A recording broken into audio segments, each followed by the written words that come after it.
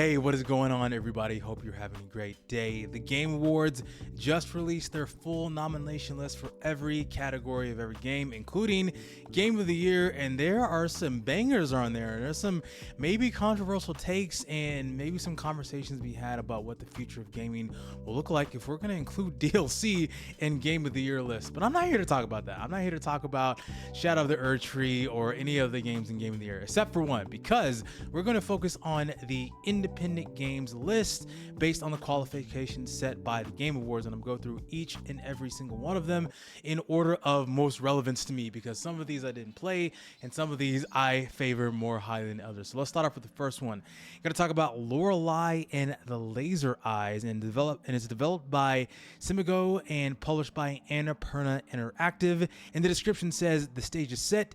Imagine an old Baroque manor, perhaps a hotel or a museum somewhere in Central Europe. A woman wanders in search of answers, and I saw a lot of cool things about this game, and this is like a really interesting and unique looking puzzle game, and it looked really hard. I'm someone who enjoys puzzles a little bit, but I'm like, I don't know if this is a game for me. I know the vibe is a little bit more creepy, a little more psychological horror thrown in there, and it just really wasn't my vibe. I don't know, it didn't really fit what I was going with, so I didn't really pick it up. But I heard a lot of people talk very well about the game, about how difficult it was, but if you do get through it, it's actually really satisfying. So I don't know, it looks cool, looks interesting, and obviously people liked it because it is on the list of best independent games. So yeah, I don't know anything more about this game, but if you played Lorelai and the Laser Eyes, let me know what you thought about it, and maybe that's something I should pick up later on down the road. Of course, this was going to be on the list. It's Animal Well,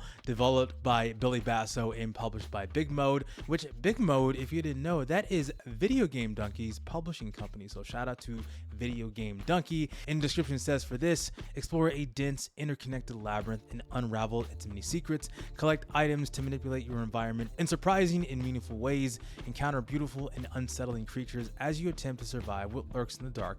There is more than what you see. When I saw the trailer for this game, I think last year, I was like, yeah, this is gonna be it. This one's gonna hit. This one is going to hit super big, and it did. There were a lot of cool things that came out of this game. A lot of people that shared secrets. I think there's a lot of things to discover. There's an entire Discord revolving around the secrets of Animal Well, and for me personally, I didn't really get to play it because there were other games on the list I was playing. It's sitting firmly in the backlog with Another Crab's Treasure, so I will get to that at some point before the year is out, because I do want to play it, I do want to experience it for myself. But there's been plenty of content made on this game, and it is so good. It looks awesome. What's crazy is that there is an incredibly small file size. It's about 33 megs, which is that's insane for a game of this size and scope, and the amount of things that you can find. Is like the fact that you can make a game that the file size is only 33 megs speaks to the level of polish and the level of technical just wizardry that they put into this game. It's incredible to see how great Animal Well has been received and how overwhelmingly positive people have talked about this game. I can't wait to play it. I gotta get it out the backlog. I think that one, this one, and Another Crab's Treasure are like 1 and 2 for like games I need to get off my backlog and start playing today. But again, other games have been taking place, and those games will be coming up here pretty shortly. But yeah, it's so good. And yeah, Animal Well. If you know Animal Well, if you played Animal Well, you know exactly what I'm talking about. But yeah, Animal Well is on this list for a very good reason. Next game is UFO 50, a game developed by Moss Mouth and also published by the same name. And UFO 50 is a collection of 50 single and multiplayer games that span a variety of genres, from platformers to shoot 'em ups to puzzle games, roguelites, and RPGs. Our goal is to combine a familiar 8-bit aesthetic with new ideas and modern game design. This game exploded over the past couple of months, and so many people have been playing it, and it has been received so well. And what an incredible price this game is. It's priced at $24.99 right now on Steam. That's basically 50 cents per game, and even less so whenever it goes on sale, which I'm sure will go on sale probably sometime in the holiday season. We got a couple of big sales coming up with Black Friday, and then with the Steam Winter Sale. It's going to be fantastic. Now is a good time more than ever to pick up UFO 50. Some great games in that and a lot of games to play. I mean, you could play UFO 50 and that would be the only game that you can play because there are 50 games available for you to play. Now, why haven't you seen it show up on this channel? Is because I have something special that I have planned for UFO 50, and that will be talked about at a later date in a later video. I have a kind of a channel update video that I will put out here, and UFO 50 is a part of what I'm going to be planning with that. So stay tuned for that video whenever it comes out, because I'm going to talk more about UFO 50 and how awesome it's going to be for the future of this channel. Another obvious pick and game of the year pick is Balatro, developed by Local Thunk and published by PlayStack, and it's the poker roguelike. Balatro is a hypnotically satisfying deck builder where you play. I don't even need to read the full description of this. You know what Balatro is. You know what it's about. You know it's cards, it's poker, it's jokers, it's all of the cool decks that you have. They've released a couple of updates where you have different types of decks, ranging from Among Us to Vampire Survivors to The Witcher to Dave the Diver. It's insane. This game is great. I haven't played it on the channel. I actually did a test stream on Twitch, which I don't know if I'm going to stream. That's also going to come out in my channel update video. That's for a later date. But I did a test stream in which I played Balatro, and this is a game where if I have nothing else to do and if I really don't want to play anything else right now, either for the channel or for myself, I just boot up Balatro. I'm playing Balatro on my Steam Deck, or I'm playing it on my PC. I don't have the mobile version because I have a Steam Deck. I don't really need another version to play on my mobile. I don't really need a whole lot of games on my mobile phone. But in any case, Balatro is a fantastic game. It's one of those games that you can pick up and can play for 3 hours to 300 hours.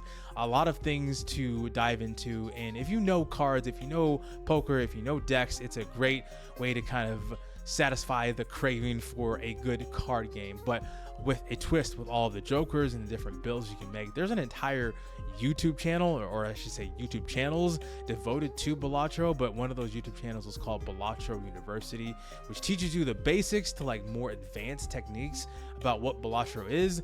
And me myself, I only completed one full run, and I just get slapped sometimes. When I get to those higher antes, I'm like, I don't really know what I'm doing. I'm just trying to go for what the best I got, and I'm losing every single time at like the 6th or 7th ante. So still working on that, but Balatro is so much fun, and I'm so glad people have been talking about it ever since it came out back in, I think, February. So insane that people are still making so much content and so many people will keep talking about Balatro. And I don't know if it is going to win Game of the Year over games like Metaphor ReFantazio and Black Myth Wukong, but I don't know. It could be a crazy upset. Who knows what that could lead to if Balatro wins Game of the Year, but that would be insane. I kind of highly doubt it, but it's great to see it on that list as well as this list. But Balatro, you know what it is. Go play Balatro. And the last game, of course, and I'm glad it was on this list, Neva, developed by Neva Studio and published by Devolver Digital. If you saw my review of Neva, which I just put out last week, you know exactly how I feel about this game. It is a fantastic game. Go play Neva.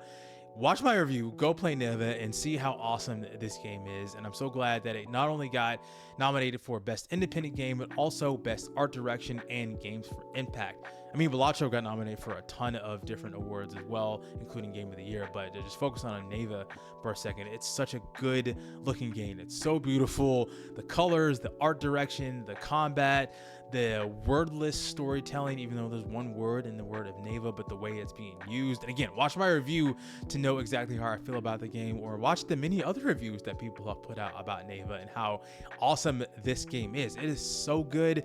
Great price at $14.99.